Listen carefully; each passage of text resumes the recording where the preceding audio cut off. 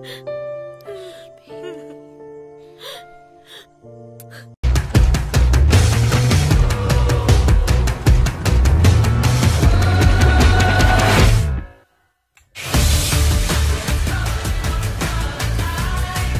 Viral News. Sikat na aktres pumanaw na.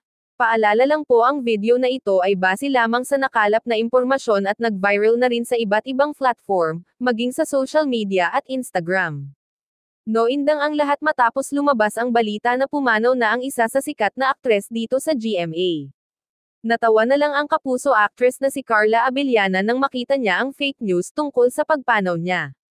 Ni-repost ng Stolen Life actress ang death hoax na ni-repost ng isang netizen kung saan makikitang pumanaw na raw siya na may petsang May 29, 2023. Aray ko po, na lamang siya na may kasamang laughing emoji. Samantala, hindi lamang siya ang nabiktima ng death hoax kundi marami pang mga celebrity ang nabibiktima rin nito.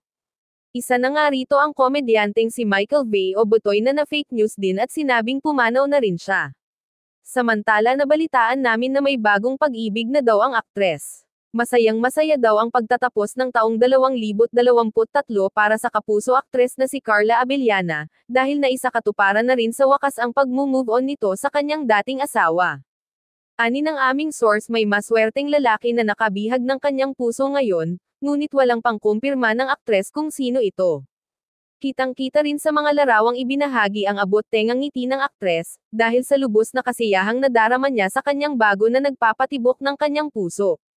Ayon sa pahayag ng aktres, isa lang ang gusto nilang mangyari, ang mahalin siya ng lubos. Pahayag ng aktres, ayaw na niyang matulad sa dating mga naging karelasyon, mas smart at wise na daw itong pumili upang hindi matulad sa mga naging kahapon. Ikaw, ano ang masasabi mo? Kung bago ka pa lang sa showbiz ko, please huwag kalimutan mag-subscribe, mag-like at i-click ang notification bell upang lagi kang updated sa susunod na mga showbiz ko.